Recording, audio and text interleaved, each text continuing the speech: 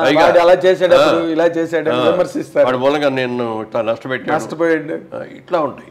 అందుకని సినిమా ఇండస్ట్రీలో వచ్చిన దాన్ని నేను అదృష్టంగా భావిస్తాను.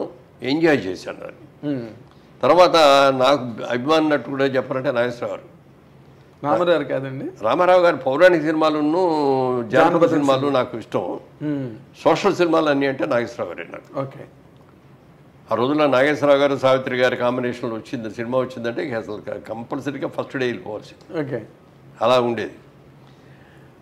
ఆయన ఇన్ఫ్లుయెన్స్ కూడా నా మీద చాలా ఎక్కువ. అవునండి, మొదటి సినిమాల్లో కొన్ని చోట్ల మీరు ఇలా అనుకోవడాలు నాగేశ్వరరావు అదే అనేవారండి.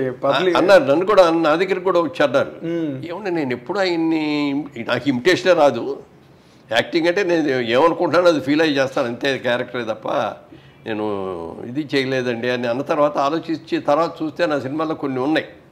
అంటే ఆయన ఇమేజ్ నాలో అలా జీర్ణించిపోయింది. జీర్ణించుకుపోయారండి మీరు.